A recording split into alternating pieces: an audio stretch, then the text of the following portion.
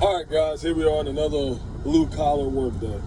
I'm sitting here waiting to get loaded up on the sofa rack, so I figured I'd make a quick video for you guys to talk about, in my experience in relationships, the manipulation things that women have used on me, and it worked, and for whatever reason, I got. But now I understand more, and I see, and now I know. I understand the playbook. So one of the things, number one thing females used to do to me, so it doesn't work on you, playing on my insecurities. And women are very good at this. They understand, and that comes when you open up.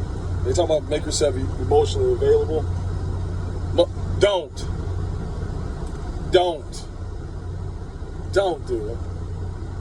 And I know you might say, well, there is someone out there, but you're going to go through a whole bunch of trauma until you find that person. Save yourself some trauma. I can understand it's your wife. Yeah, okay, that's different. Better yet, just go to a therapist for a reason. They're there for a reason, and they'll save you heartache. Well, like one of my insecurities is, letting people down. Because, I have my biological father. He always let me down. He was never there. I never wanted to be that type of man. And, women growing up raising me would talk about that. And it weighed on me. So that's one of my insecurities.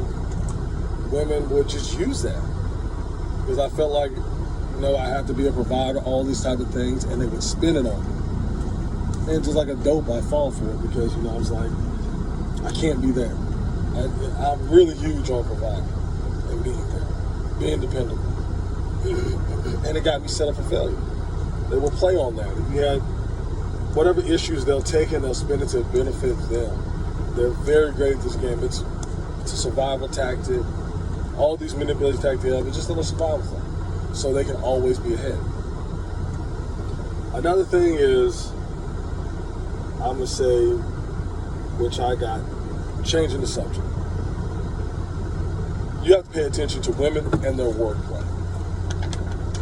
Their wordplay, something to move the truck, but wordplay is very key. You have to listen to women. That's one, and pay attention. You've got to pay attention to what women are saying because they will change the subject on you real quick. Just when you have them boxed in, well, you did this. Don't even fall for that. Don't fall for that bullshit. Like that phone almost fell, didn't allow it. Don't fall for it. When you got it, you stay on that. You have to keep a foot on that neck. Don't allow her to go somewhere that the conversation not even going through. If she feels like she's going to get caught up, or she feels back then, she's going to change the subject real quick. Do not allow a woman to change the subject. Pay attention, stay focused on the conversation what you have in hand. Don't do it. Another thing that used to get me. This is a really big. This is when you don't have a mindset of abundance. Using fear to control another person. These women, yes, they have options. Options for motherfuckers to blow their back out. They have it like they're thinking like there's someone, the one. Especially when you're my age, 38. If she's over 30, she's single. There's a reason why. There's a reason why. Don't let that fear of losing. Oh well, I'll find another. Especially if you're a black man. Well, man, period. There's more women than men in this world. And black man, there's just way more women than are men. There's no point. Don't let her fear. Well, I'll go find another one. Go. Go find you another one. You won't do it. I'll find some again. Bye. One thing I'm not going to worry about is a woman talking about she going to leave. I don't give a damn. Go leave. You ain't going to find better. And I look at the women in my life, none of them have found better. None of them. So, you threaten me, especially if they want the fear of not giving up none, to withhold ass, I'll leave that. Bye. You're not going to control me. You're not going to scare me. I ain't getting punked. You ain't Debo. Eventually, I'm going to get my Craig on. Simple as that. That's 3. Another one that got me is when paying attention to the lying and denial.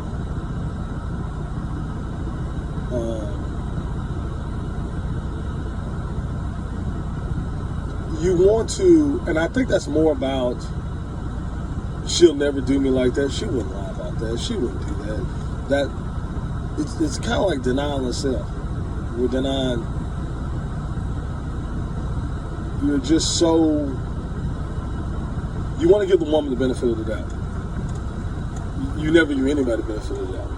They have to earn that. That trust is earned. You just give it. No. They have to earn it. They have to put that work. They have to put their, just like in a job, to get those benefits, 90 days. So, no. And they would deny this. I was like, all right, they'll come with some excuse. Instead of just poking holes into the lie, excuse, really just putting that pressure, like I said, putting that foot on there. I just let it go. When the lies add up, you think about it later on, like, that didn't make no sense. It was I would never do. No. Lying and denying. There's no lie or denial. It's both. You cannot, when it comes to women, assume or hope. Get your facts straight. Get the truth lined up. Get it all out the way. Don't just be like, all right, whatever. No. Ain't no or whatever. You get that shit straight out right then and there. And generalization. You can say hyperbole and generalization. We'll go with that. Hyperbole and generalization. I love it when women throw all of us in a box together. But they don't do it with themselves. All men are this, all men are that. You're just like the other one. It's kind of like a guilt trip to say men do this, men cheat, like women don't. And I was so focused on proving them wrong. I'm not that. You already lost when you try to play that game. I always lost when I tried to play that game. Every woman has come across 3 or 4 good men in her life who would do anything for her. But you know what? When women get that type of man, they get bored. A man that's going to love them, worship them, and do all this stuff, most of them will get bored. The younger ones who didn't get bored, they got married. I look at it now. Women I grew up with, they got married young. They still married. Little women younger than me, below me, that got married in their 20s, and they're still married. They're great wives.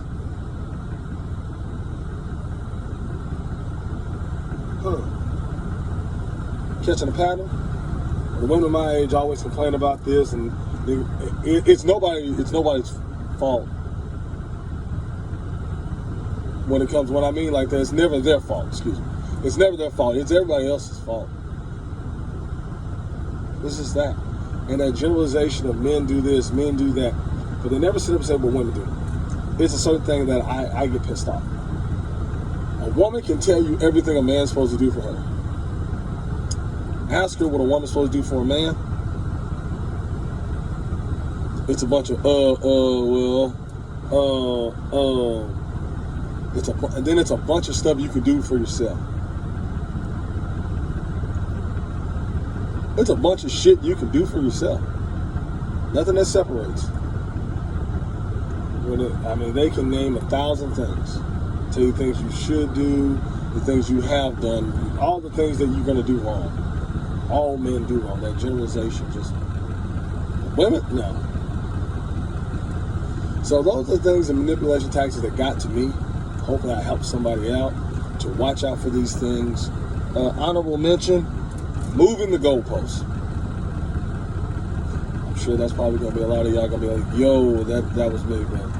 That wasn't one of the biggest ones I had to deal with. But those are the 5s that got me when I was younger, a younger lad, naive. Spending $40, I was spending $80. But hey, good luck to you guys. Wish the best. Check in.